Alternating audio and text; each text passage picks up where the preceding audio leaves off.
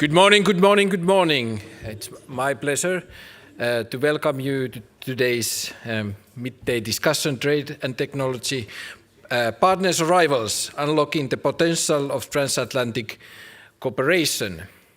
So welcome you all, also online viewers.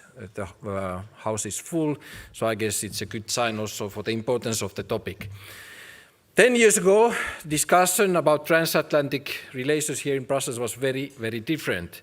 We were speaking about TTIP, Transatlantic Trade and Investment Partnership, and high hopes, high optimism, and a lot of ambition.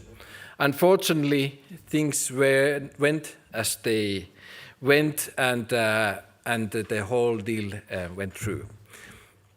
Then there was a discussion and thinking, what shall we do now? How we secure that the issues which we need to discuss between US and EU are discussed. And so then the whole concept of the Trade and Technology Council was created.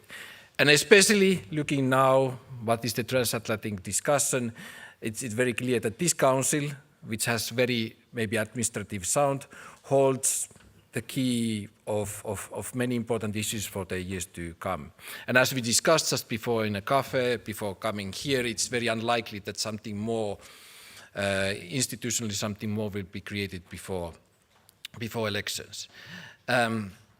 Transatlantic relations as the whole, actually international dynamics are living in quite volatile times. We know all what the discussion are. And especially for us, think tanks, for Martens Center, it is a great pleasure actually. I think it is the first time we have cooperation with SEPA.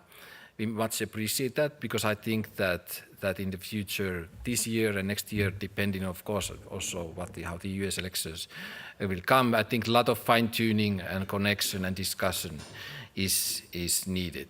And this is a starting point for that. So I would like to thank you all coming, and I would like to welcome Ronan Murphy, Director of the Digital Innovation Initiative from SEPA, who is one of the key authors of the paper we are going to discuss and present. And the topic, I would like to welcome him. So welcome.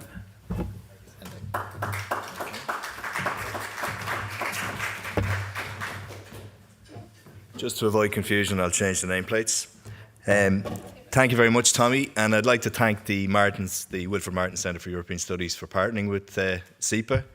This has been the first time we've done something like this, and it's gone really well. We've been really happy with the cooperation we've managed to achieve. And I think in a way it reflects what SEPA, the Centre for European Policy Analysis, is all about. We are about promoting the Transatlantic Alliance. We're positive on the Transatlantic Alliance. We're Washington, D.C. based. I am not American, as you may have guessed, so I'm an Irishman, so in a way I represent that transatlantic bridge. I live in DC, work for an American think tank, and now I've come back to promote the American think tank in Brussels. So thank you very much for everyone for joining us today. I'd like to congratulate the authors, Bill and Dimitar, who you're going to hear from shortly, on the report. Again, it's very much in keeping with what SEPA is all about, promoting that positive engagement, looking for convergence where it's sensible, and we try and produce output that is accessible and pithy, if you want to call it that. And it the word is accessible, it is digestible, and we always land on some recommendations or things along those lines to try and move the conversation forward. Also like to thank Elena and Nicole for joining us on the panel today. Thank you very much for that. It's great to have an opportunity here to have some discussion. And I'm going to hand over rather promptly to our moderator for this discussion, Dan Michaels from the Wall Street Journal. Thank you very much. Thank you, Ronan, and welcome everybody. It's great to be here. Originally, it was going to be my colleague Kim McCrail, but she got pulled up to Antwerp to this big industrial deal meeting that's happening today, and I think we might touch on in our discussion because industry, industrialization, deindustrialization obviously is a big transatlantic issue, but it's an honor, pleasure for me I'm a bit transatlantic myself, as you can probably tell. Ronan, you and I are sort of opposite sides of a coin. I'm the American in Brussels for an American global newspaper. And our Brussels bureau, which I oversee, really overwhelmingly focuses on transatlantic issues. We spend a lot of time explaining what goes on here to readers, mostly in the US, but elsewhere. So the Bill and Dimitar are going to introduce the report, which I'm sure you've all had a chance to look at. But is I have to say, as someone who followed the TTC since it was just the germ of an idea, and I attended the second one outside Paris, I've followed all of them, I found this a really useful summary because even sort of a TTC groupie like me finds it hard to keep track, and in a very not transatlantic way, I will use a baseball metaphor that you can't tell the game without a scorecard, and this is a great scorecard. I will hand over by saying that it poses the question in the title, Transatlantic Trade and Technology, Rivals or Partners, and the answer is clearly yes. Bill, Dimitar, over to you to introduce your report. Thanks. You can join us on the panel. Thanks, Dan. I think you're right. That's what we tried to do, which was to do a scorecard in a sense in the baseball, and hopefully we're at the 5th inning and not the 9th, which would have left us at the end of the story. So we wanted to intervene at this time to try to get us to continue the process. And I think it was important when we started this project, we saw that we started looking into free trade, ambitious TTIP, ambitious free trade deals, and why they had failed. Do I need to use that? Thank you. Thanks. Is it working now? It doesn't seem to be. Now it is? Okay, there it is. Thank you. So as I was saying, we're at the 5th inning, and we wanted to intervene and try to hit a home run to get the thing back on track so that let's say the transatlantic team would win in the 9th inning if we continue the baseball narrative. I'm American too, but I've lived in Europe even as longer than you, Dan. I think since the 1990s I've been in Brussels, so I'm based here, but working for an American think tank, and I think that gave us a good perspective. We did a lot of research in both Washington and Europe, and interviews, desk research, and so forth. What we found was at the beginning there was an important realization that there was no appetite for a free trade deal, so we needed to come up with an alternative mechanism, and that was TTIP. This was a European idea. It was very clear, and I think that's one of the problems we're facing right now. It was first proposed by the European Commission while Donald Trump was still in office. Donald Trump ignored it, and it was retaken afterwards up by the Biden administration, reproposed and re-engaged. That's the history of it. I think that's led to some of the issues that we found, which was the Europeans in general were very enthusiastic, and the Americans were a little bit more ho-hum. I think some Americans, especially the ones who were involved in TTIP, thought that it was not ambitious enough, this Trade and Technology Council. And so we did have, I think, a debate that we describe in the paper between maximalists and minimalists. And I think the right place, the maximalists were sort of disappointed. The minimalists were sort of pleasantly surprised by the TTIP's achievements. So I think the truth is somewhere in the middle, as we say. It got off to a good start. We recount the history. The TTIP did, the Trade and Technology Council was inaugurated in Pittsburgh, then in Paris, and everyone agreed on export sanctions to Russia. It wasn't done only within the Trade and Technology Council, but it was something that they could focus on and achieve a big win. And since then, it's sort of, unfortunately, muddled along, is what we found, till we get to the last conference or summit, which was held in Washington with no communique, no clear message, And it became clear to us that our message had to be reform. What could we do to improve this system? What were the problems and what were the potential solutions? And we saw that there were both issues on the focus, the issues being handled, and also on the administrative or the structure of the council. And so we came up with a bunch of suggestions that are outlined here. 10 working groups. Everyone felt that that was too many that we interviewed, that we got lost in the details and forgot about the big overarching picture. So maybe continue the working council, working parties, but reduce their importance. And it was important also, we feel, that there be a clear leadership. When you had these summits, that you had Secretary of State Blinken, Secretary of Commerce Raimondo, it was sort of, no one was clear who was taking charge. And we would believe that president to president would be an improvement on this system. And then we felt also that there needed to be more stakeholder engagement. We looked at the AI summit that the UK put on and saw and considered it really a success because it managed to mobilize the global conversation in a way that the Trade and Technology Council just hasn't. So we would engage or suggest that there should be additional CEOs invited and so forth. And we also feel that this is perhaps the best venue for Congress to Congress, parliamentarian to parliamentarian dialogue, which isn't taking place right now, frankly. Parliament is a key actor in digital regulation, and it hasn't really been engaged with the US Congress. And this would be a good way to enlarge the impact of the Trade and Technology Council. Finally, we thought that 2 summits a year, too many.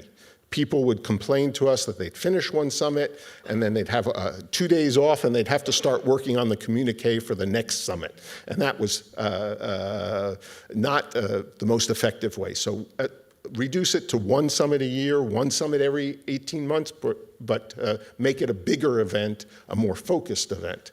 The second thing we thought was that each summit should have a focus. Right now we're into details about whether connectivity plans to Kenya or Jamaica, which was one of the outputs of one of the summits. And instead we should focus on the big issues, getting a green tech transatlantic alliance, secure critical minerals, but each summit should have a clear and overriding theme that would mobilize the attention and the focus of the stakeholders. We're facing a tough time looking forward, elections on both sides of the Atlantic. That was one of the motivations for doing this paper, was to try to get these issues out before, or out on the table before new politicians could come in and just junk the Trade and Technology Council. We hear everything is on hold until the new administrations come, but I think if some of these reforms were taken beforehand, it would have a better chance of persisting and remaining a valuable sort of conduit for transatlantic relations in what surely is going to be a turbulent times. So I'll hand it over to you, Dimitar. Thank you. Thanks. I'll try with the mic sitting down. Yeah, thank you. Thank you so much for joining us. Sorry. Oh, there we go. Pleasure to be here, of course. I don't want to reiterate what's already been said, but I think this is the first report coming out from a European and American think tank institution dealing with these issues, and I think it was very important for us to step down from our individual ivory towers in Brussels and DC talking about these questions and try to address it in a joint manner. Bill already touched upon the fact that we don't have a trade and investment agreement, and honestly, it's a bit bizarre, isn't it? We are dealing with a third of global trade. Transatlantic trade in terms of goods and services is what, ballpark $1.5 trillion every year. We're talking about massive investment flows as well, FDIs. We don't have an investment agreement. And the only thing we actually have in terms of administrations talking to each other on a supranational federal level is the Trade and Technology Council. And it's not even doing as much as intended. So our main impetus for the report was to make sure that we strengthen these ties, not on a bilateral basis, because the states love talking with European member states individually, the individual capitals, but how can we make sure that DC talks with Brussels and the European institutions so that we can push forward as economic blocs and make sure that this has a positive spillover on our joint interests and our joint values when it comes to international trade and digital technology.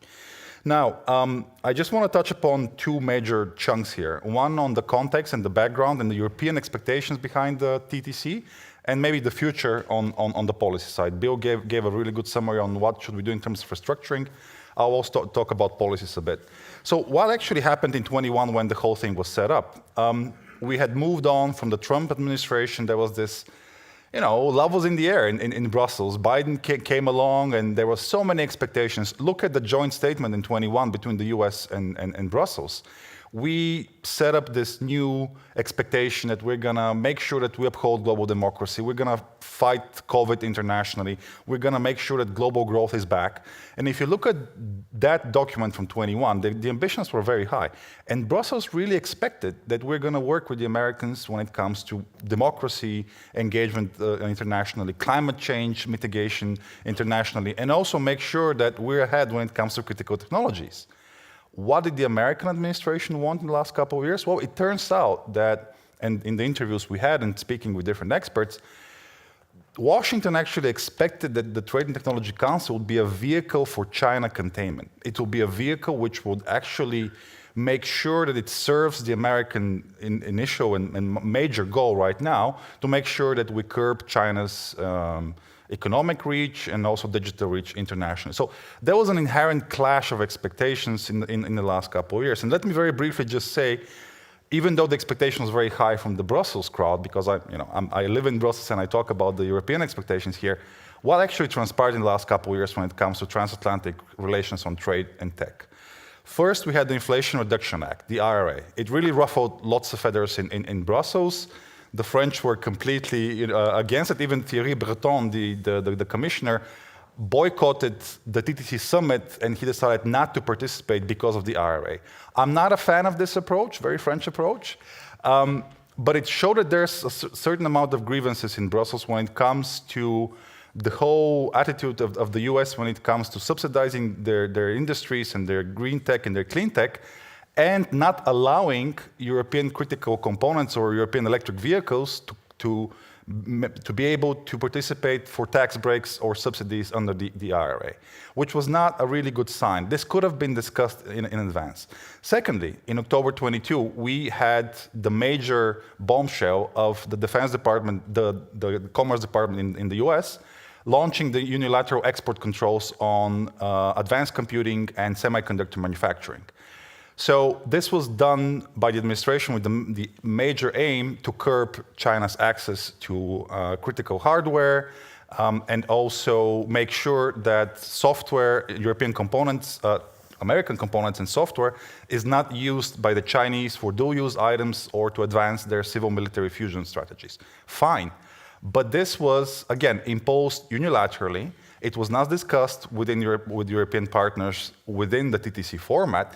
And it was also extraterritorial, meaning that the Americans basically said to the world and their allies, we're going to write down these rules, and you guys are going to follow them as well. So Washington managed to, in a way, bully the Japanese and also the Dutch in making sure that they also apply these export controls, which meant that in Europe, we have this crown jewels of a company, ASML, producing advanced lithography components and really breakthrough stuff when it comes to literally printing on wafers with light, real advanced technology. The Americans basically said, you're not going to export to China. Fine, I personally sympathize with the goal of curbing China's access to advanced technology, but this means that a European company is going to lose profit because the American government forces it to do so. Is this the best way to address these issues with your transatlantic partners? I'm not really sure. Finally, we still also have the aluminum and steel tariffs applying to European companies as well. This was launched by the Trump administration. The World Trade Organization said it's illegal, but our American partners just shrugged it off, and we continue to have to face pressures on aluminum and steel. Not to mention also the recurring problems we've had for over a decade when it comes to big tech companies, the whole data issue, the fact that the National Security Agency is wiretapping maybe European data, and all of that. So this is the whole context, meaning that we had this big promise and aspiring hope to be better at trade and tech, but actually the Biden administration hasn't been such a great friend of Europe so far. So the Trade and Technology Council is not going to solve all of these problems. We're not going to address all of these issues, but it becomes a really important venue to talk about these formats, economic bloc to economic bloc, Washington to Brussels, not individual capitals. And we think that there is a way to reinforce it. Bill was very eloquent on making sure that we streamline it and adapt it. And in the report, we suggest a couple of big wins in the future. First of all, we need a EU-US agreement on critical materials, so that we can be more secure when it comes to our European interests, when it comes to access to critical materials and supply chains, because we saw that these supply chains can be pressurized. And also, European critical materials and electric vehicles should have access to IRA subsidies and tax breaks, so that European companies can also be part of this whole initiative. Very importantly, and this I think is something which maybe is going to come out as one of the biggest wins of the initiative. We need to have a green tech marketplace or a clean initiative on free trade on clean technologies, whatever you want to name it. I think green tech area is one of the names under consideration. We need to be able, between the US and the EU, to exchange batteries, EVs, clean technologies without tariffs, without hindrances to trade, so we can leverage our markets and make sure that not only we spend more than €1 trillion in goods and trade, but in the future, our joint economic blocs can actually handle the challenges coming internationally and also from Asia. We need to have standards, joint standards on electric vehicles, batteries, charging stations. This sounds a bit boring and a bit technical, but to be honest, think about the huge implications of standards on EVs or charging stations in the future. So this is something which both administrations have made progress so far, but I hope that we can also manage to keep this up, because look what China has been doing internationally. Through standard setting organizations, through the UN, through the International Telecommunications Union, and many other bodies, the Chinese are pushing their own visions of the internet and also future of the whole sector, mobilizing also the global south, and we need to be able to respond to this. And finally, and I'm going to close here, this is my own, a bit of a think tank spin-off on the whole topic, but when it comes to climate change and carbon emissions globally, I think the Americans are starting to warm up to Europe's CBAM and the whole idea that we need to have some kind of a price on carbon. Politically, this in the US right now is very difficult. We're not going to see progress this year for sure. But what the administrations have already started doing is talking about specific methodologies on pricing carbon, or factoring in that when you're producing steel from a coal power plant in China, this is very dirty steel. And there is a difference between European steel and Chinese steel, meaning that we need to work on a transatlantic approach to carbon management, carbon methodologies, so that in the long run, we have something like a transatlantic CBAM or a mechanism which can actually make sure that by the end of this decade, we see progress on climate mitigation. And I think I'll stop here. Thank you. Well, thank you, Dimitar. Thank you, Bill. That was a great summary and a lot of material for us to follow up on. And just to pick up on one point that I think we can return to, but in your initial comments that it's kind of surprising that there's no transatlantic agreement on almost any of this.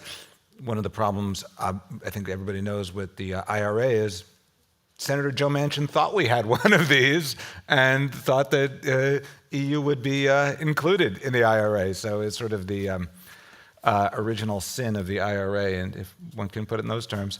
I'm now going to hand off to our other panelists to offer perspective. I think maybe I will start with Elina, since you are the official representing the Commission here. You are a member of the cabinet of Executive Vice President Valdis Dombrovskis, who handles trade, among many other issues, but is really at the forefront of a lot of this. So, Alina, maybe your thoughts on some of the substance of the report, what you've heard today, and more broadly on TTC and where it goes from here. Thanks a lot, and good morning, everyone, and thanks for joining to this event. And thanks for your very, very thorough kind of reporting on what has been done and hasn't been done. My first reaction to your comment on whether the Biden administration has been a friend to Europe, I would say yes, they have been a good friend to Europe. And I don't think that the next administration, whether it's Trump, would be a better friend to Europe than the current one. So, but maybe I'll start by kind of giving my own reflection on what has been said in the report from my perspective, because I'm steering this work alongside my colleague in cabinet of Executive Vice President Vestager. And I'm steering this work for the EVP Dombrovskis, mainly on trade side of the TTC. So I wanted to reflect on what has been said so far and also what has been said in the report. And first, I wanted to say that TTC, it's a new format for the transatlantic engagement, and therefore we have explored different ways to make sure that it works.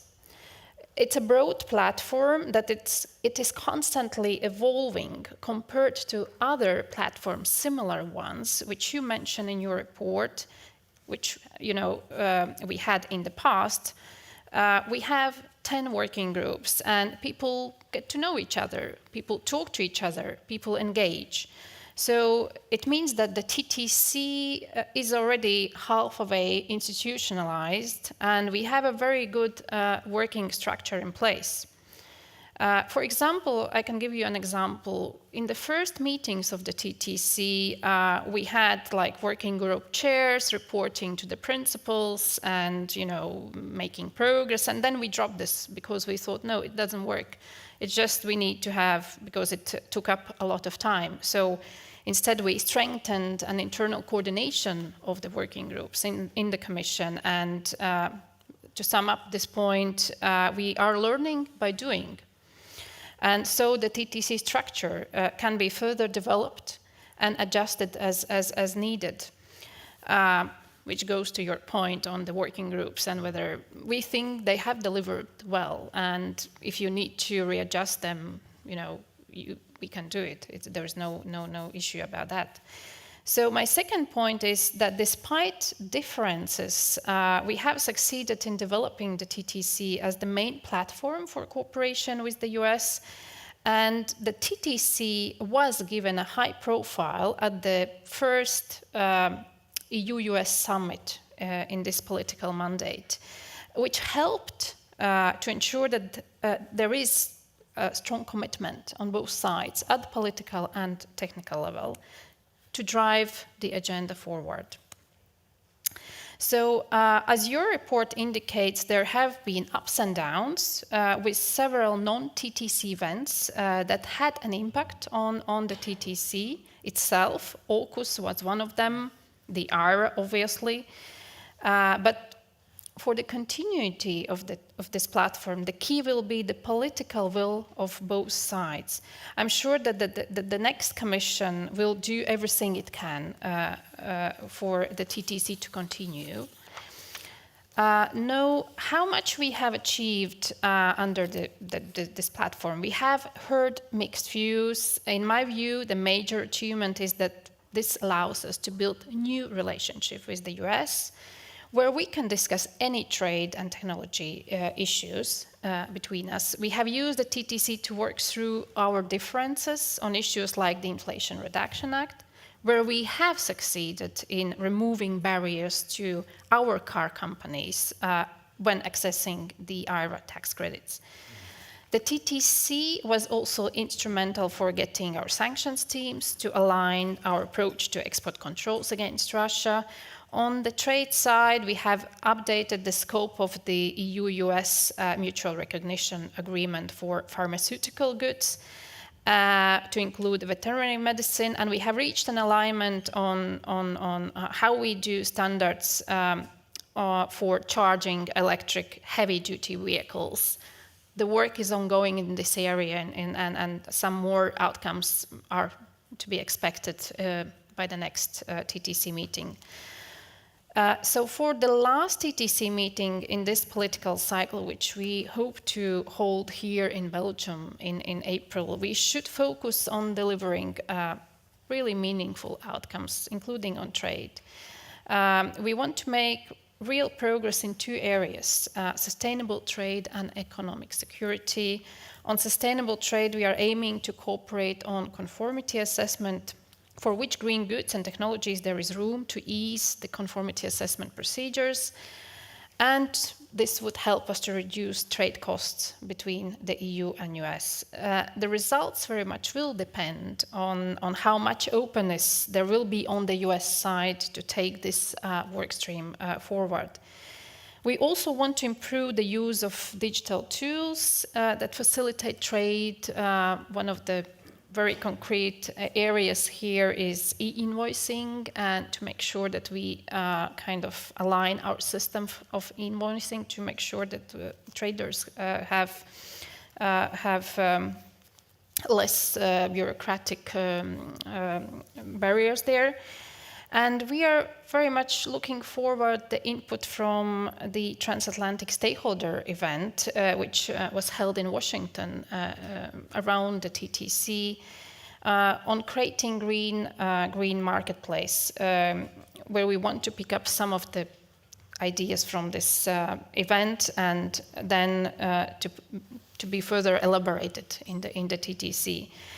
When it comes to economic security, as you have noticed, the Commission came out with its own proposal just months ago. This is an area where we want to further expand our cooperation with the Americans, whether it's on investment screening, export controls, or on the resilience of supply chains, especially when we see in view of the green transition. So we are fleshing out ideas for the next TTC, and one of the ideas to launch a cooperation on the solar supply chains, for example. On export controls, we continue to work to ensure that enforcement of sanctions against Russia is in place, so including vis-à-vis third countries. Then, maybe last but not least, a couple of words about the future of the TTC. I think we have laid a solid foundation. It's been useful across the board.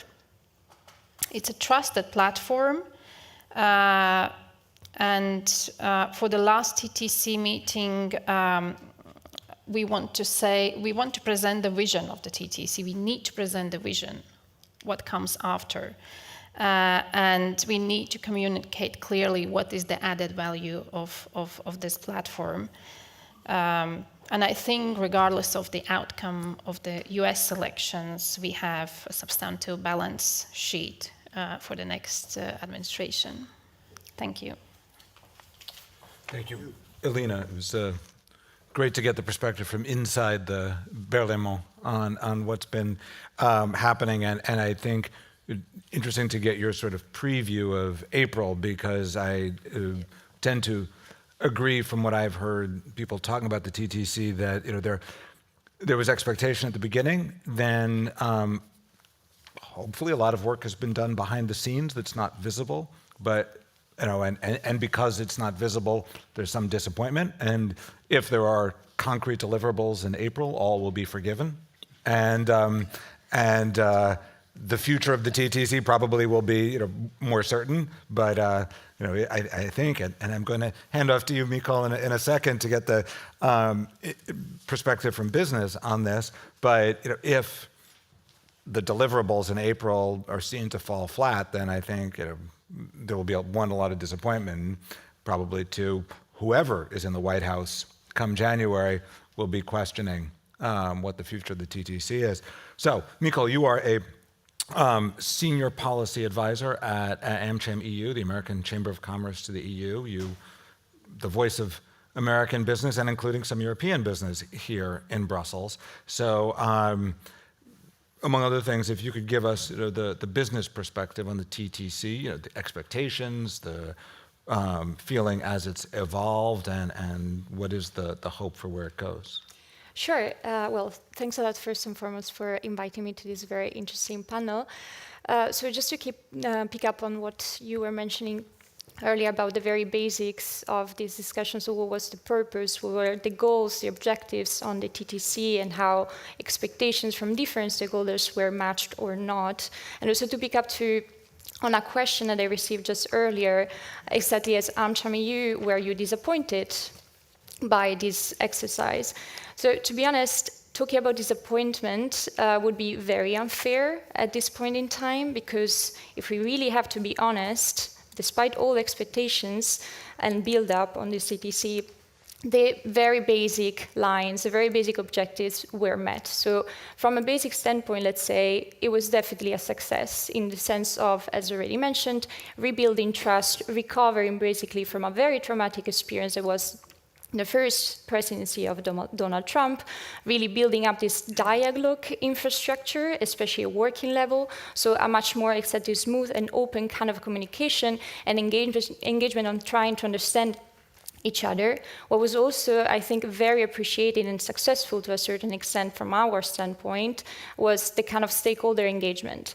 Stakeholders, and especially the business community, was really put forward as one of the main actors, the main participants to this dialogue. And again, it was a dialogue, or at least perceived as such, also from our perspective. Could have been done better? Yes, absolutely, and happy to dive a little more into the details of that, but definitely a success on that point.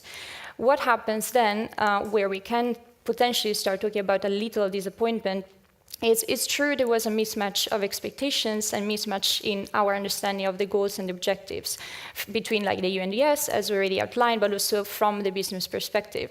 Obviously, when you hear and when you read in the first statement of the TTC that one of the objectives is promoting, increasing bilateral trade and investment, you get excited as a business community. You start thinking, okay, there are the basics here to finally create a proper integrated transatlantic marketplace to really improve the business environment, to reduce costs to do business, increase investment, and so on and so forth. Did we get that out of this? Probably could have been much better, let's put it this way. So there was definitely on our side, again, exactly a little of mismatch of expectations, misunderstanding probably. It's potentially also our fault in what our expectations were, despite not obviously expecting a free trade agreement, but at least much more work also on the trade side. I cover trade for AmCham EU, and it's exactly like felt a little neglected in all this discussion. My colleagues working on digital policy were really super, super busy. On my side, it was a little, maybe this very last TTC, I started to see a little of action with the Sustainable Trade Initiative. But it's true there was a little like lack of the trade facilitation, the investment bit that we were hoping for. And then at the end of the day, also maybe just last word on this mismatch again that we saw. It's true that under the TTC, there were good dialogue, there was trust that was rebuilt, so extremely positive in that sense, providing stability also on our, from our standpoint to this transatlantic relationship. But when you dive into the details of other discussions between the EU and US outside of the TTC, I'm still unsure we can really talk about this trust that was rebuilt.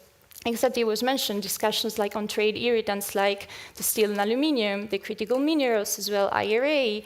The level of trust there, it's definitely not where it was expected to be and what we expected the TTC would bring in the end of the day. So we start seeing exactly like a double, let's say, direction in this transatlantic relationship. One, which is going great on the surface with the TTC, but when you really get into the nitty-gritty of it, we're still really far from rebuilding this in terms that are actually then bringing us forward and bringing like the benefits that we need to have. Thanks for that perspective. One of the things I think that's fascinating about the TTC is when it was introduced and announced, it was very clear what it was not. And my recollection was that it was not about retroactive issues. It wasn't like trade in goods. It was meant to be much more forward-looking.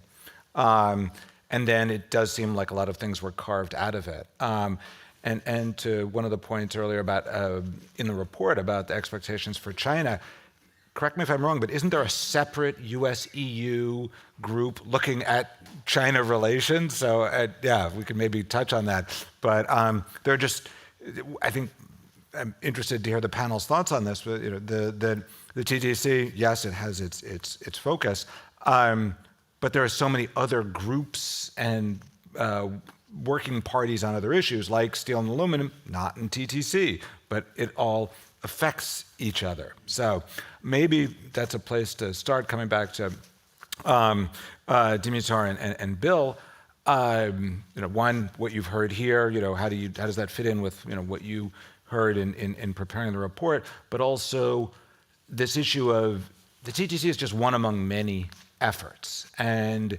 how does it either sort of rise above or fit in with them?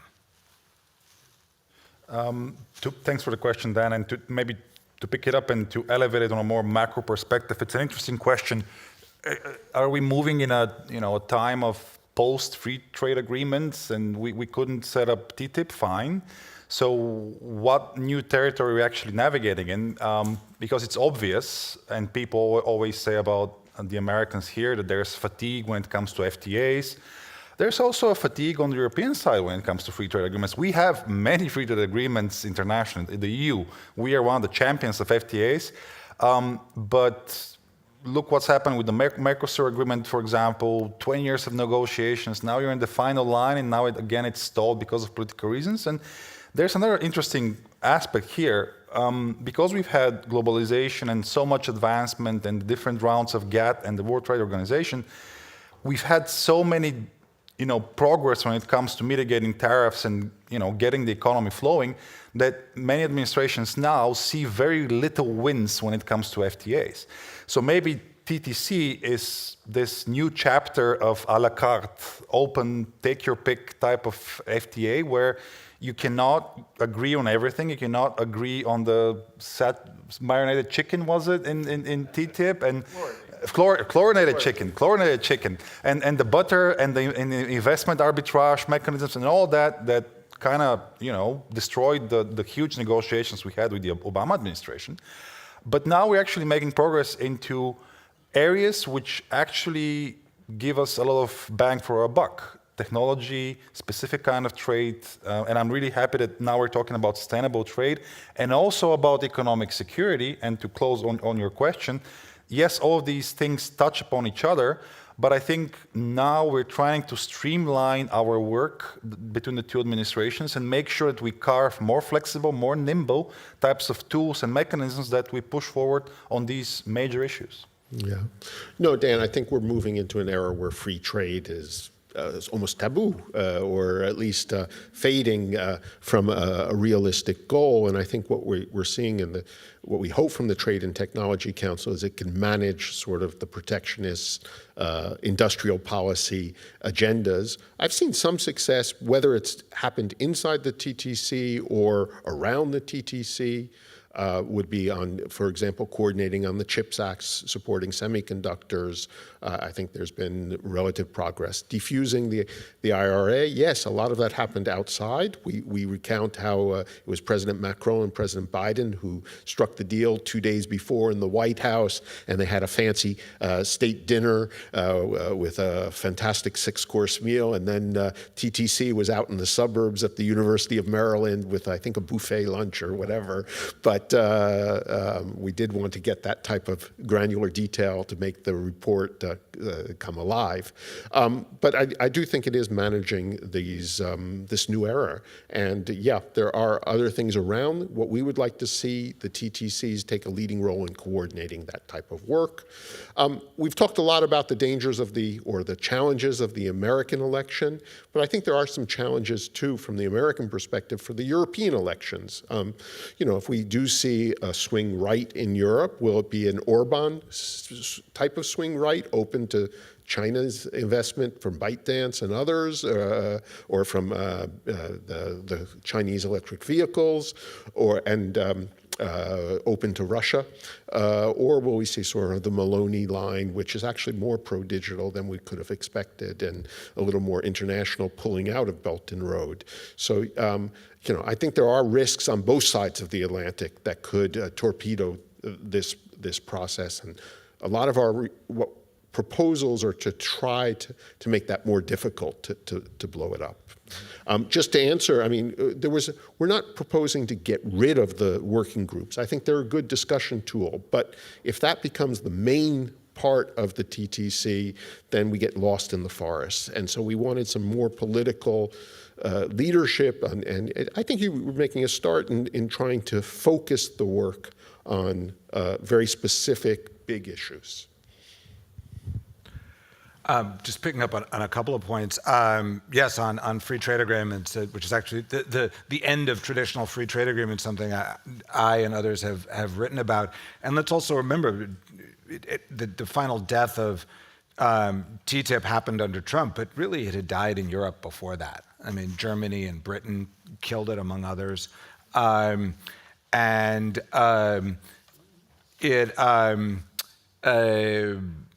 was another point I wanted to pick up on. It escapes me at the moment, but we'll come back to it. But I'd love to shift. Oh, I remember what it was. Sorry. I wanted to say that in free trade, AmCham EU puts out a great report every year on the transatlantic economy, which, if anybody's interested in this, I highly recommend it. And one of the authors, Dan Hamilton, made a great point that the US and EU essentially have free trade on most things, that tariffs are so low. Yeah. And the other thing is that, yes, there's a huge volume of trade in goods, but the real economic connection between the US and EU is foreign direct investment, that each side is producing and delivering much more through plants and facilities in the other one's economy. So in some ways, yes, it's taboo, but we've also, in especially the big advanced economies, moved beyond some of these things. But I wanted to pick up, if we could, we've talked a bit about the CHIPS Act, and we've talked a lot about things that aren't going right. But Mikol, you mentioned this, but my sense is that chips are an area where cooperation, maybe if it isn't great, at least seems to be going okay. So maybe if we can, this goes against my instinct as a reporter, but to focus on something positive, and maybe talk about what's going on there. So maybe Alina, could you talk a little bit about I can cooperate talk on a chips? little bit, but I'm not covering the tech side here, Okay. so I'm really focusing on trade side. But as far as I know, on chips, indeed, we have coordinated our approach to subsidies when it comes to subsidies, and we are working on the issues around essential chips, essential semiconductors, which means legacy chips, and there we had a very useful stakeholder event in Washington where these issues were discussed, and we kind of discovered that that's very, very important on all of those issues which are very sensitive to involve directly businesses concerned, and to get the first information from them to ensure that we are kind of when we take an action, that it doesn't harm our interest, each other interests. So there is work ongoing, and we are preparing quite a lot for the next TTC meeting. Okay. Mikol, from the industry perspective, you talk about stakeholder engagement. So the stakeholder view. Well, I mean, the stakeholder engagement, again, as I mentioned, it was great to be part of the discussion. I think, as Elina mentioned, it was really like a lot of experimentation with different formats all across like the different TTC meetings. So there's definitely like formats that work better and formats that didn't work. I think one to really point out is the format that was used, for instance, at the TIST event. So it was a much more focused discussion, much more concrete. We received questions in advance. It was pretty well organized. And again, we managed to get into the details of that. So if I have to give a feedback, and especially if I have to point out to a format that we definitely would like to see repurposed also for other discussions under TTC outside of TIST, it's definitely this one. Coupled obviously also with more higher level discussion, for instance, exactly we overheard, like this discussion with CEOs, so like leaders, global business leaders on semiconductors. So it's a mix of these that definitely is useful. At the same time, I think sometimes what you felt as a stakeholder representative, it was more of like a tick box exercise, especially at the very beginning, and especially again on the US side. We're AmChemIU, we're based in Europe, so we interact obviously with the Commission and the TTD. I personally don't really know what's happening on the US side. There's no coordination that much as far as we see it with their stakeholder engagement. You have like two different, again, planned like levels of discussion, two different levels of engagement. You have exactly a European Commission that is really proactive, that is really getting there, organizing these events. I mean, this is what we heard also as a feedback from the US Chamber. The TIST event was organized completely by DG Trade. And kudos to you, because recently their counterpart was completely absent.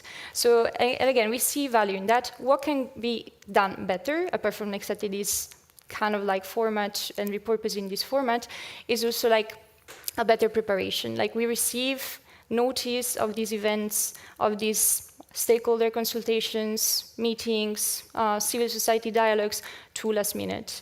Especially as a trade association, we need time to go to our stakeholders, to our companies, to gather input that can be valuable. I mean, we want to play our part. We want to give valuable input. We want to give concrete, specific input and help to advance the conversation.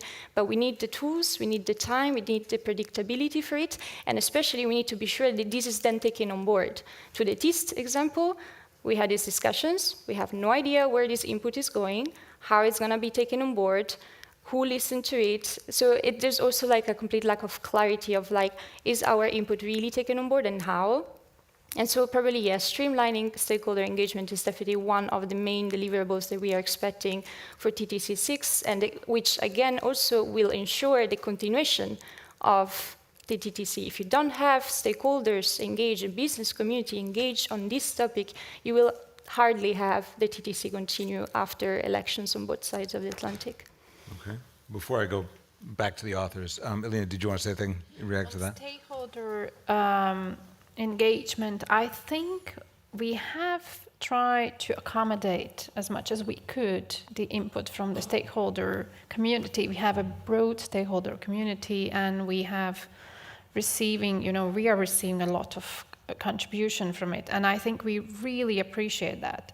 I think what has to be understood is that sometimes when it comes to trade facilitation, market access issues, it's very difficult now in the current political context to somehow promote these ideas in the US. So we are kind of restricted in that area to move forward on some of the issues. Where we see that the stakeholders, they show their disappointment afterwards. So that's one of the issues. On the format, I would say, as I said at the beginning of my remarks, this is a platform which is evolving, and we are trying to find the best ways on how to work and how to get the deliverables. So the TIST event, I would say, is a role model for the moment. And exactly also the discussion with the semiconductor companies, which brought very, very useful input to the co-chairs. So I think that we are going to look at exactly this model, and we are thinking of maybe opening up the working groups for stakeholder engagement. So there are different ideas which are now being floating around, and which we try to put together now for in an ideas paper for the next and final TTC meeting. Yeah, I would say, I mean, it is interesting that the semiconductor was more successful as a stakeholder engagement because it was focused and it was concrete. And I think the AI in the UK was successful because it was focused and maybe less concrete, but focused and served as a sort of forum. I'm coming more from the digital side of this, and one of the surprising things we write about is the TTC sort of neglected digital regulation. Europe has gone ahead with the Digital Markets Act, the Digital Services Act, and the Americans basically didn't engage on that or didn't use this as a forum. We felt that that was a sort of missed opportunity, not necessarily because the Americans opposed what the Europeans were doing, but because it created a sort of sense that Europe was charging ahead unilaterally and not engaging with America about its really, I mean, revolutionary digital regulation. So we may be going backwards on trade, or at least treading water, but we're moving, at F1 speed on digital regulation, and the TTC ignored that. We thought that was an error and needs to be corrected too. Okay. Dimitar, you made a comment before I want to shift to the world of things green. Because it affects both the environment and the economy, because it's such a huge growing area. Your comment that the U.S. seems to be warming to CBAM. I mean, if that were the case, that would be huge, because this is a mammoth potential problem, especially if the next administration is a Trump administration. So I'm interested in what you're hearing, and then maybe, Michael, if I can come to you for the business perspective on this. But I mean, jumping off from there, but more broadly, and this idea of Lena, you talked about the green tech area. What is the potential here? What are the potential pitfalls? Curious where the panel sees this going. I'm maybe pushing my luck here. As I mentioned in the opening, it is a think tank pitch, of course, and I'm absolutely aware of the political realities specifically about 2024. By the way, we had a really good Martin Center research paper, the authors in the audience, about CBAM in general. It's a very comprehensive, in-depth study on the problems internationally, WTO, also international partners and so forth.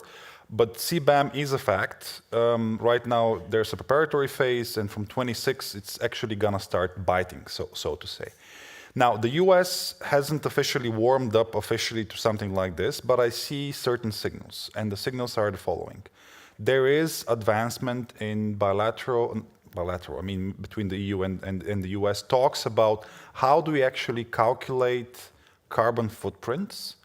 And there is a willingness, I think there's even a new act in Congress which is tabled specifically about America doing its homework and pushing forward on exactly these technical aspects of having a clear view what exact footprint the industry produces and how do we calculate these emissions.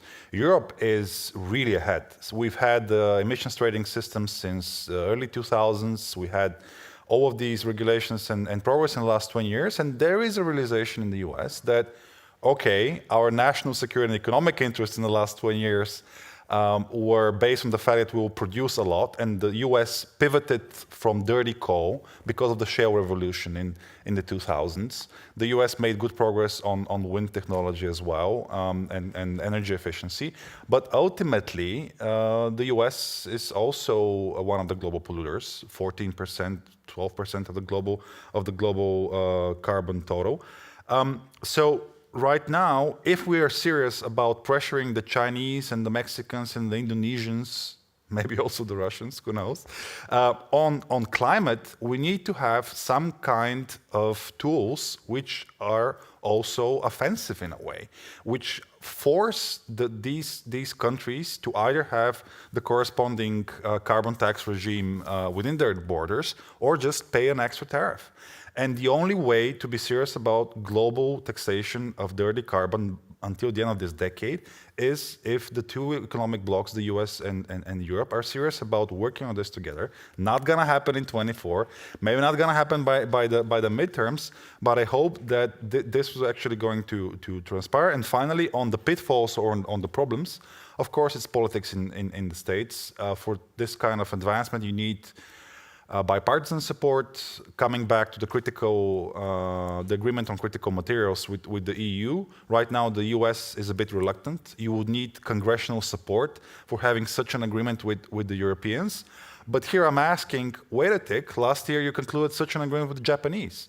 So the US has a critical material agreement with the Japanese about security of supply and potentially about tax breaks as well. So why give the Japanese preferential treatment, obviously, and why not give it to the Europeans? Nicole, the view from industry side? Yeah, I mean, I won't focus that much on CBAM and our position on that, but yeah, I mean, to your point, we were in Washington, D.C. a couple of weeks ago, and yeah, I'm not sure they're warming up to the idea at all. But it's true that there is awareness on the need to like really address this issue from like its fundamentals, exactly like the calculation of emissions is definitely something that there is general awareness that they're lagging behind and they need to catch up, and it's blocking some of like the main like negotiations that we're having, the GSA, as you mentioned, critical minerals and so on. So there is awareness on that. But just to your point on this green tech, let's say space, green marketplace, well, this is definitely some of like the major things that we are pushing for, and to this point as well, like the teeth again proved going towards like towards the right direction. So, and also was perceived on our side a little as, okay, we learned something from the drama of the IRA, that basically taking two unilateral approaches and different approaching on something that actually is a common goal, a common objective, a common interest, but without trying to explore synergies, explore complementarity, exactly in a strategic way. So exactly without having a strategic coordinated approach doesn't work. So the IRA is there now. It's a matter of fact, you can't do anything about it. What can you do is exactly now to try to address this lack of synergies through this coordinated approach to the TIS. So the TIS for us is definitely a very welcome exercise that is bringing us towards this creation of a transatlantic marketplace. The problem, once again, comes back to ambition, level of ambition, and what is the EU expecting out of that, and what the US is expecting out of us, of that. The EU, and especially, I mean, us also as business community, we do want like a marketplace in the real sense, which means, again, trade facilitation in the end of the day. That means alignment on standards, harmonization, reduction of costs. As I said, I'm not sure the US is understanding this. Like if you see, for instance, how difficult the discussion just on a mutual recognition agreement on conformity assessment for green goods is. Again, the EU is putting this forward, pushing a lot for this. The US is not having it. So there is, again, unfortunately, a mismatch there that is blocking us from a very gold opportunity to, again, leverage, as was mentioned, leverage this market, leverage this trade that is already existing to become a powerhouse, basically, together, leverage what I like to call the transatlantic effect, which is there, which is real, and needs now to be scaled up. And also with others, that's my last point, probably. We're doing that much now, except on sustainable trade, a lot of discussion on carbon emission cutting and so on and so forth. That needs to be done with others. Again, we are trying to address a common issue, a common challenge. This needs to be scaled up with others, in other fora, with like-minded countries, trying to, again, be strategic about this, also with other countries, so not try to repeat, let's say, the same mistake that was done in a multilateral way, but with our like little club of US together. We need to include other countries in the discussion and leverage this at the end of the day together. Okay. I'm going to open it up to questions in 1 second, but you mentioned conformity assessments in green goods, and you, if I caught it correctly, sort of hinted that that's an area where there could be deliverables in April, or at least progress. And my understanding is that even within TTIP, conformity assessments was an area where a lot of progress was made. And then finally, it's interesting that looking at the trade in green goods and services, a huge number of the companies in the US developing the new green economy are European companies. I mean, Repsol, Siemens Gamesa are enormous there, at least as big, Vestas. Can you tantalized us, Alina, with comments about April and what we might expect, but is there anything more you can say, especially in the what I jotted down was, sustainable trade and conformity assessments. Yeah, well, if I may quickly on this, we are, well, thanks for expressing your support for this, but we keep pushing the US on since they've been more reluctant to engage on conformity assessment. This is why we think that we need to narrow down it to green tech, specific green tech areas where we can do it. Okay. I guess we will all stay tuned. Yeah, exactly.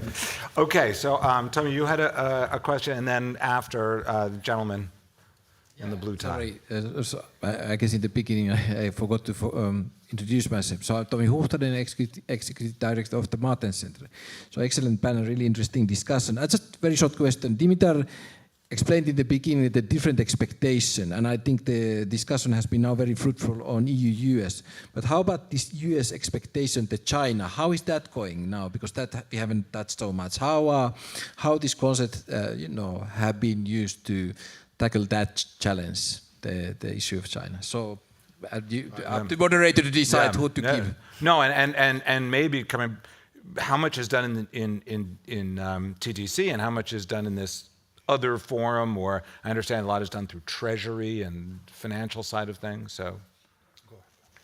Well, I mean, it was a little bit outside the scope of what we were looking at in this report. Actually, one of our next projects is on can there be a united decoupling definition on decoupling? I see that Europe and the US has moved somewhat together. We're moving away in the US, away from de-risking, agreeing with decoupling, but we have to define it. And we are working with Dan Hamilton, who you mentioned, to try to get that type of professor at Johns Hopkins who puts out the Transatlantic report to get some concrete answers of what we would mean by decoupling, because there's still challenges ahead, as you know, both internally in Europe and in the US.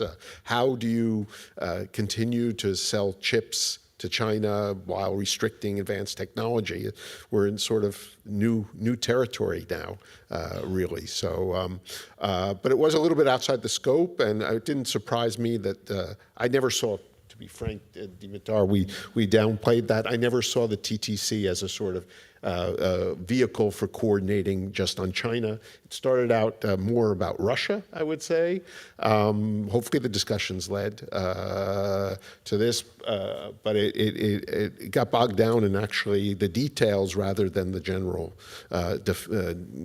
stance or putting meat on the stance towards China. Maybe a goal for the next administration. One does get the sense that in Washington these days everything is about China or maybe about the border. So, yeah. We had a question here from the gentleman on the end. Thank you very much, Jarosław Pietras. I'm a senior associate researcher in Martens Center, but also visiting professor in Bruges College of Europe. And I have took part in 2 stakeholders meetings. As academician, as someone not as a stakeholder having an interest, but the interest of intellectual nature in these meetings. So I was to Lula and to Washington. And I could say that I couldn't see the bigger difference between 2 meetings. The one was devoted to artificial intelligence in a large sense, and was attended by high-level officials, including Blinken, including Tai, including Raimondo. On the American side, also on European side, Dombrovskis, Vestager, and so on. And the discussion was very serious, because this was a serious issue which is regulated on both sides of the Atlantic in a certain way. It's a different way, and I think it was very useful to have this type of discussion.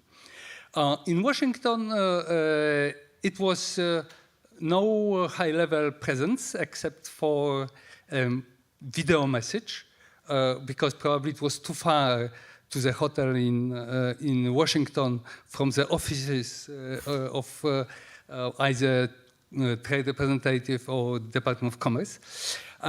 So there was much more of the stakeholders engagement. And my question here is whether without big business interested in this type of exercise, you could have a really fruitful outcome. What I have seen, and you, Daniel, have said it, there are many companies that were present, which are European companies operating in the US, and some European stakeholders. So you had the feeling that you don't have a genuine motor, genuine power behind this discussion. And the issue of agreement, trade agreement between EU and US was mentioned by these stakeholders. They were saying very frequently, unfortunately, we do not have a trade agreement because it gives a framework, it gives a fundament for many other discussions. If we would have an agreement, then there would be much less problem with many things.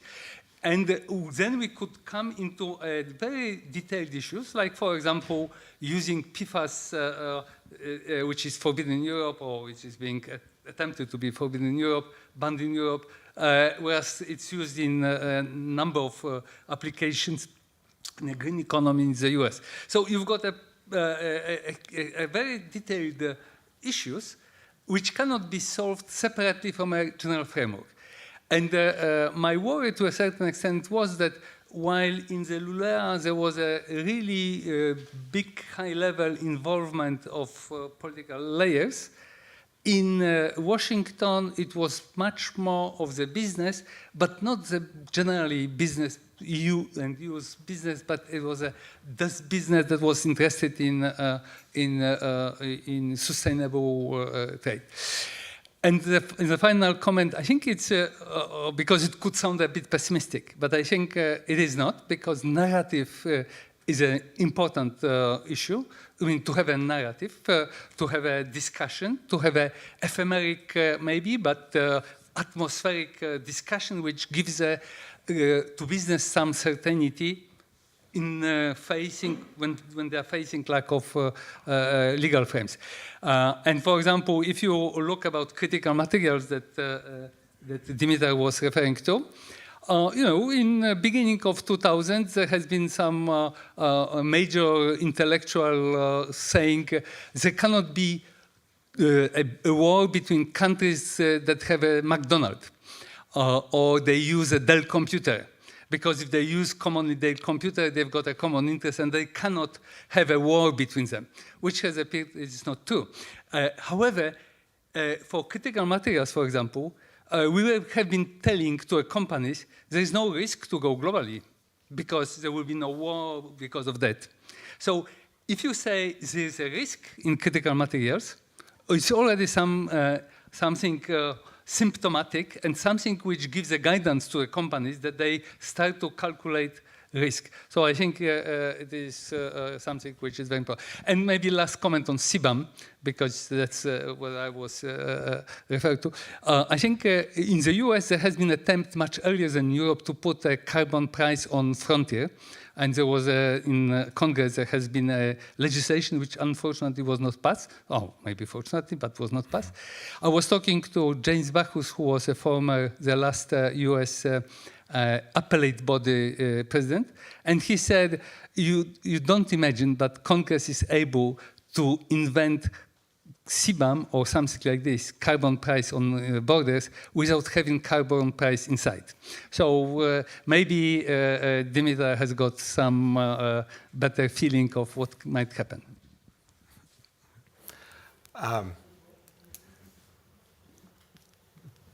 Anybody want to pick up on any element of that? Sure. Yeah, maybe one point that you mentioned that I found interesting is you said you can't solve some issues separately.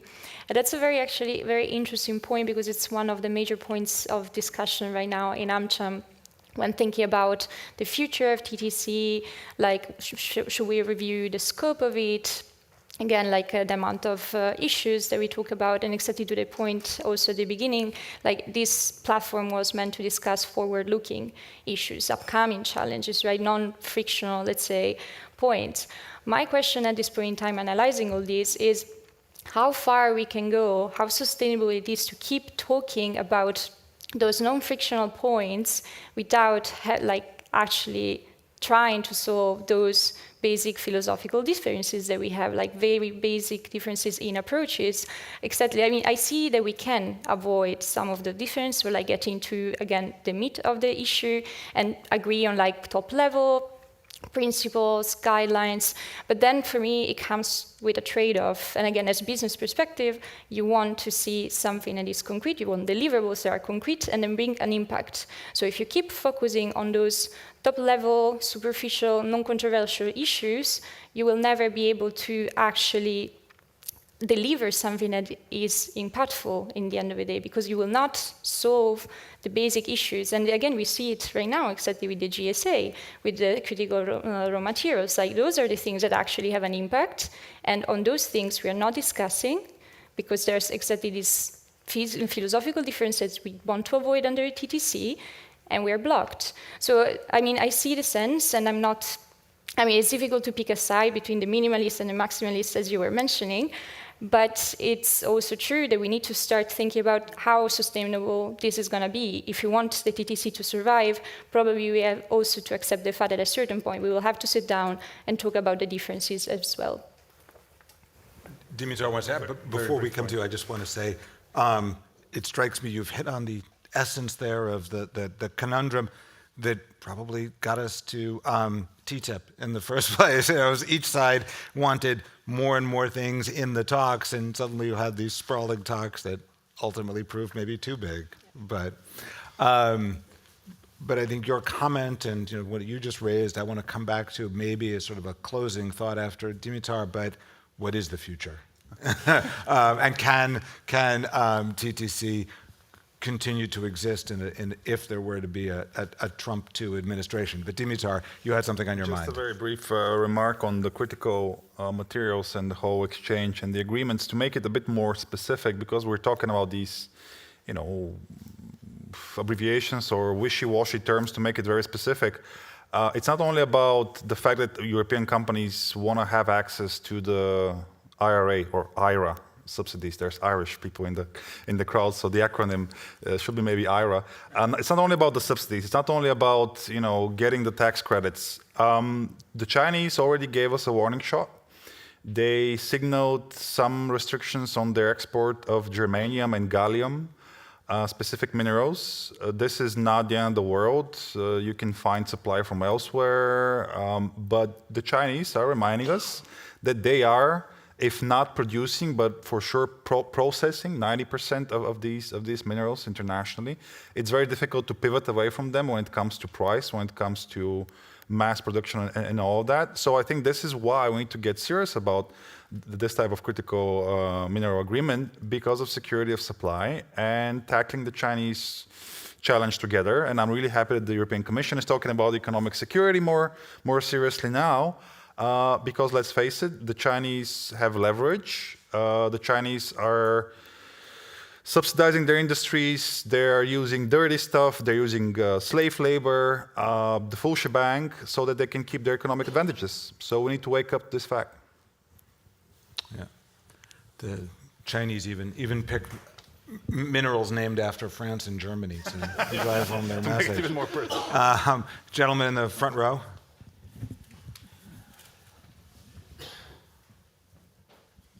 Allow me to ask a provocative question. If you could introduce yourself, please. Yes, I'm András László. I'm from a Hungarian consultancy company. In Hungarian, they say that the dog barks and the money speaks. Is the problem of mistrust and trust and lack of collaboration not the source of it, not the still dominating and almost highly mantra, money, money, money, and the winner takes it all? ABBA sung it. And isn't it hardly time to move on and finally have a tipping point to another mantra, the win-win-win, and really walk the talk? Okay, I guess the question is there a way to achieve that that's not focused just on money? And so, is there another way to measure winning in the global economy? Well, I'll pick up a little bit from what Dimitar was saying. I think one way that we didn't explore as much as maybe we should have in the report is whether dealing with China and finding a common consensus. I can see Trump buying into anti-China actions and so forth might be a way of really a smart way of addressing the challenges, the turbulence that we can expect in the coming year. So thank you for pushing us on that. If we write a new report, we'll have to emphasize that as an opportunity, and perhaps it'll also be a chance that, sorry from Hungary, that pushing back against Viktor Orban and his, flouting of European solidarity both to Russia and China. Maybe if I can come back to this final question and lead into it by, I think, observing that while people remember the unpredictability, some say chaos, some say psychodrama of the Trump administration, Bob Lighthizer and other members of the trade team did strike a few trade deals. It's not like under Trump, trade stopped and trade negotiations stopped. So I'm interested in what the panel thinks about the future, maybe both, if it were a second Biden administration or a Trump administration. Maybe you were just in Washington? Yes. We just came back from Washington, D.C. with a delegation of members, and obviously elections on the U.S. side were on top of the agenda. I mean, especially, again, taking it from a trade specifically perspective, the expectation there is nothing is going to change, in the sense that no matter if it's a Biden 2 or Trump 2, because at this point in time it's sure it's going to be one or the other, when it comes to trade policy and that kind of discussion and engagement, it's still not going to be great. It's not going to be solved. They're not going to be back in the game. The US will still disengage and take a more protectionist, isolationist approach, no matter what the presidency will be, which again means from a business perspective, we need to be prepared. So we're preparing for both scenarios. Needless to say that if Trump is the winner, we are going to have to buckle up a little more. So the kind of contingency plans that we need to put in place are definitely different. We do expect much more protections, obviously, coming out for that. But again, when it comes really to the overall sentiment, is that there's not going to be a major improvement from specifically, again, this trade engagement of the US at international stage. I mean, there's MC13 at WTO in, few weeks. Same, we don't expect anything major coming out of these elections from this standpoint. When it comes again to the topic of the discussion, TTC, well, obviously the discussion is much different.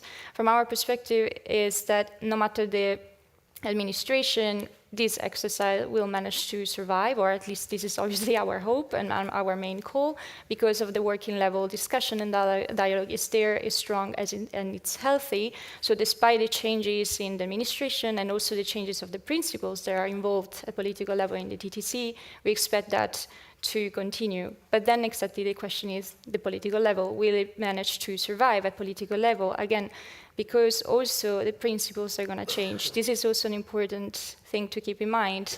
Vestager is not going to be there, Dombrovskis, who knows, Tai, Raimondo, all these people will probably be gone. So how can we ensure to keep the political momentum there? Our responsibility as business, mentioning the narrative, exactly, is to keep the narrative alive, to keep the narrative positive, and to keep supporting this exercise, and now hoping for the better. Elina, if I can ask, I spend a lot of time at NATO, where these days everyone's talking about Trump-proofing NATO. Is the Commission busy Trump-proofing TTC? Is it possible? Trump-proofing, yeah. Well, we have had already Trump first. So exactly as you said. Existed. But no, we are, as the European Commission, we are not commenting on elections in certain countries.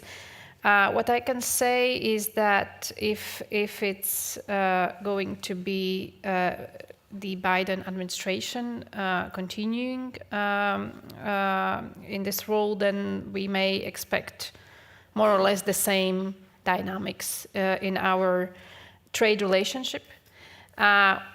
Maybe we may expect a bit more opening on the steel and aluminium talks, where we have received some commitment to move forward until the next deadline in our suspension plan, tariff suspension plan. So we may have some more progress there. I hope we will get the critical minerals agreement delivered still within this mandate, this political cycle. So, and as for the Trump, I think trade policy features quite strongly in his political rhetoric. So I guess this is what it is. Okay. I guess we'll close by coming back to the report's authors for final thoughts, observations, looks forward. I guess I'll use my final thoughts to encourage one issue that we haven't discussed, which is data flows and the commitment to free and open internet, which the United States, ironically, is pushing back on. Came a little late for the actual report. Europe is going ahead also with a cloud certification program that is blatantly, I would say, protectionist, potentially. Blatantly protectionist. It isn't decided yet. So I would think Trade and Technology Council in the coming year at least should be able to stand by that we want an internet that isn't Russian, Chinese, Arab dominated, state controlled, and that we should try to use the TTC to get that type of ringing declaration. And it means the Americans have to move away from what they've been doing in the last couple months too. And give us better safeguards on secure data as well. Not only free and open data, but also security and provisions against unlawful surveillance by specific agencies. But I don't want to, get into that specifically for the closing remarks. On a more optimistic note on the future of TTC, if it's a Democrat administration, we're seeing capitalize on the wins.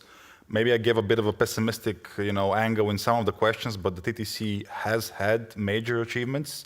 As Bill mentioned, it did survive the test of time, specifically when we had the invasion in Russia, the export controls alignment on Russia and Belarus. These were great achievements by a format which maybe wasn't even, engendered for such important talks. So keep up the work with this administration. Make sure to capitalize in the future on a potential Trump administration. Well, what can I say? We already had the first mandate. It's a bit weird that both the Democrat opposition in the States and also a big part of Brussels is behaving as if it's 2016 again. Oh my God, is it gonna happen? Well, it happened once. Let's not hope that Trump is just canceled out by a court order so that the Democrats get a automatic win. No, let's prepare for this. And to reference here the great work by Valdis Dombrovskis' team, specifically on the anti-coercion instrument, so that Europe has a federal, even though still up-and-coming mechanism that can respond to third country pressures on the trade front coming from the Chinese and, God forbid, coming from the Americans. So here I close. Okay. Well, I would like to thank our hosts for having me. It's been a great opportunity. And I'd like to thank all the panelists. Mikol, Elena, thank you for your input. And I'd like to congratulate the report's authors on a great, I have to say one of the nice things about it is it's not too long. I was reading over it last night and got through it, and it's really well packaged. So congratulations. Must be your, yes, Bill, your history in journalism. Yes. Bill and I used to work together. So at the Wall Street Journal. Yeah, exactly. Yeah. So thank you, everybody. I think we're all invited to stay for lunch and talk more about these ideas and issues. So thank you all. Thanks, everybody.